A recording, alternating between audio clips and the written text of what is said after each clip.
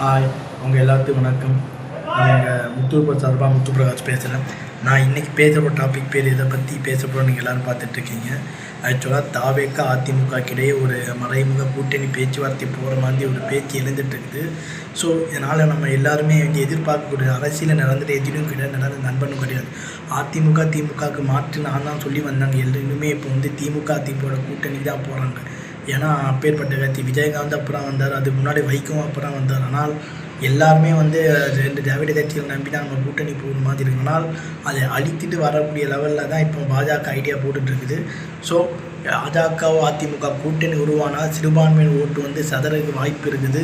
So பாஜகவை கலட்டி விட்டு நம்ம விஜயை சேர்த்துக்கலான்ற அந்த ஒரு ஐடியா எடப்பாடி வந்திருக்கிற மாதிரியும் சில ஊடகங்கள் தகவல் வந்து பரவிட்டு இருக்குது. ரூமர்னு என்னால் சொல்ல முடியும். ஏன்னா பாஜகவை கலட்டிட்டு விஜயும் அதிமுகவும் கூட்டணி வச்சா அது பிஜேபி எந்த பெனிஃபிட்டும் கிடையாது. திமுக தோற்று போகணும். ஆனால் பாஜகவுக்கு என்ன லாபம் அப்புறம் பார்ப்பாங்க. ஒருவேளை பாஜக தனித்து போட்டி போட்டு விஜய் அதிமுக கூட்டணி வச்சாலும் ஒரு தொங்கு சட்டசபையை உருவானாலும் அதிலவும் அதை வந்து தனக்கு சாதகமாக பயன்படுத்திட்டு பாஜக வந்து தமிழ்நாட்டில் ஆட்சியை பிடிக்கிறதுக்கு அதிகாரத்தில் வர்றதுக்கு பயன்படுத்தப்படலாம்ன்றது அரசியல் வல்லுநர்கள் கருத்தாக இது இருக்குது. ஸோ விஜயின் இந்த போக்கு வந்து இன்னும் நம்ம 60 பேர் 40 பேர் செத்து போனதுனால கரூர் இந்த கூட்ட நெரிசலில் ஒரு மிகப்பெரிய ஒரு டிராபேக்காக இருந்தது. அதுவும் அந்த கூட்டத்தை பார்த்து விஜய்க்கு இவ்வளோ மாசு இருக்கா, இவ்வளோ ரசிகர் பட்டாளம் இருக்கான்றதை வந்து பாஜக அனாலிட்டிக்கல் பண்ணதால் இப்படியும் ஒரு ஸ்ட்ராட்டஜிக்கு பிஜேபி பிளான் பண்ணுறதாகவும் ஆக்சுவலாக போயிட்டு இருக்குது. ஸோ பாஜக அதிமுக கூட்டணி விஜய் தனியானால் அதிமுக ஓட்டை டேமேஜ் பண்ணி திமுக வந்து மெஜாரிட்டியே கொண்டு வராத வகையில் ஒரு தொங்கு சட்டசபை தான் வரும்னு நம்ம போன யூடியூப் வீடியோ தான் நம்ம போட்டோம். ஸோ அது மாதிரியான முயற்சியில் வந்து பிஜேபி ஈடுபடுறதுனால விஜயை வந்து கொண்டு வந்திருக்காங்க எல்லாரும் நான் சொல்லிகிட்டு இருந்தேன். ஆனால் இப்போ இருக்கக்கூடிய நிலைமை எப்படிலாம் அரசியலில் வந்து என்னென்னலாம் காய் நகர்த்தி தமிழ்நாட்டை வந்து கேப்சர் பண்ண முடியும் அது மாதிரி தான் பார்க்குறாங்க. தமிழ்நாட்டை 2026 கேப்சர் பண்ண முடியாதுன்னு நல்லா தெரிஞ்சு போச்சு. அதனால் இப்போ கொஞ்சம் கொஞ்சமாக விஜயை வச்சு இது பண்ணி ஒரு தொங்கு சட்டசபைக்கு தான் அவங்க முயற்சி பண்ணுவாங்க. ஏன்னா அவங்களுக்கு தெரியும் இது வந்து நடக்கிற காரியம்னு சொல்லிட்டு. ஸோ பாஜக இந்த போக்குக்கு விஜய் அவர்கள் வந்து வழிகாட ஆக்குறாங்களான்னு ஒரு பேச்சு இருக்குது.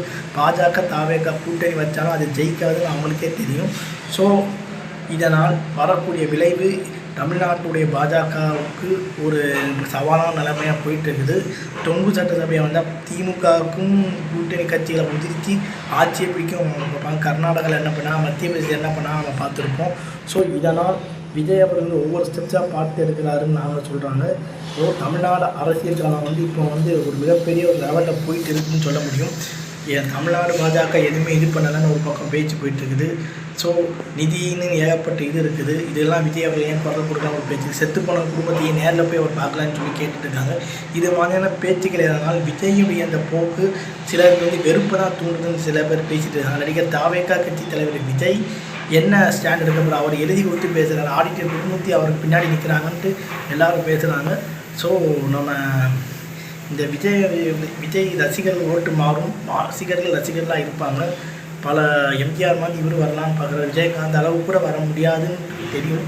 ஏன்னா அப்போ இருக்க அரசியல் கலவலை அப்போல்லாம் அரசியல் புரிதல் மக்களுக்கு வேறு, இப்போ இருக்க அரசியல் கலவலை இப்போ இருக்க அரசியல் புரிதல் வேறு. ஸோ எது மாதிரியான ஸ்ட்ராட்டஜி விஜய் ஸ்டாண்ட் எடுக்க போகிறாருன்றது நம்ம பார்த்துட்டு இருக்கிறோம். டெல்லி பாஜக ரொம்ப கூர்மையாக இருக்கும். பீகார் தேர்தல் இன்னும் 1 மாதத்தில் வரப்போகுது. ஸோ அதெல்லாம் ஒரு பக்கம் அனாலிட்டிக்கல் போயிட்டு இருக்குது. தமிழ்நாடு அவங்க ஸ்ட்ராட்டஜியை ரெடி எப்படிலாம் அப்படி பண்ணுவாங்கன்றது நமக்கு தெரிஞ்சது தான். விஜயை வச்சு கூட்டணி ஓட்டை பிரித்து தொங்கு சட்டசபையை கொண்டு வர தான் அவங்க முயற்சி பண்ணுறாங்க. திமுகவுக்கு முக்கியமாக மெஜாரிட்டி கிடைக்கக்கூடாது, அந்த வேலையை தான் அவங்க ஈடுபடுறாங்க. ஸோ இந்த ஈடுபாடை வந்து எப்படி அவங்க முறியடிக்க போகிறாங்கன்னு நாங்கள் பொறுமையாக தான் பார்த்தான்னு சொல்லி என் வீடியோ முடிச்சுக்கிறேன். பாய்.